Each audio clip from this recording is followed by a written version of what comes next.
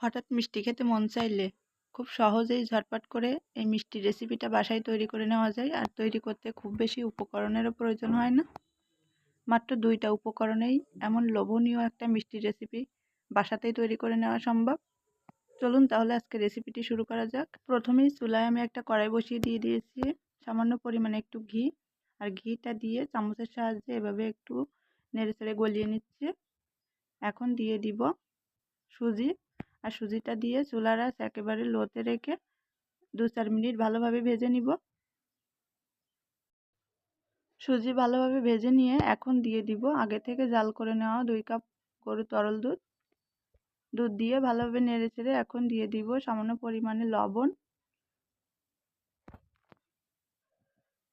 লবণ দিয়ে ভালোভাবে নেড়েচেড়ে মিশিয়ে নিব। আর এখন দিয়ে দিব স্বাদ অনুযায়ী চিনি।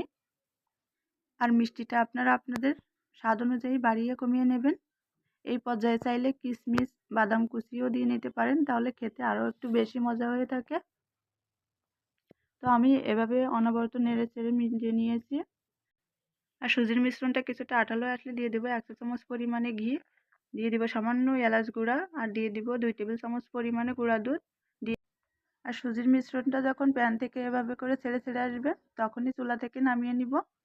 আর আমি এখানে প্লেটে একটু ঘি লাগিয়ে নিয়েছি, এটা একটু চারদিকে ছড়িয়ে দিচ্ছি। ছড়িয়ে দিয়ে সুজির যে মিশ্রণটা তৈরি করেছি ওটা দিয়ে দিব। দিয়ে চামচের সাহায্যে ভালোভাবে একটু সমান করে দিয়ে দিব।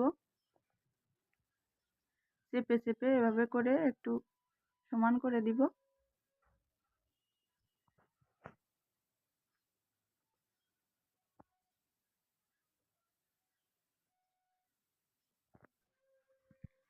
তো আমি খুব ভালোভাবে চারদিকটা মসৃণ করে সমান করে নিয়েছি।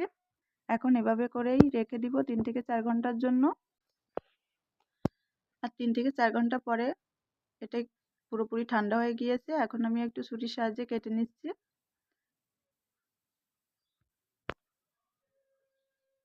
আমি আমার পছন্দ অনুযায়ী একটু শেপ দিয়ে নিচ্ছি।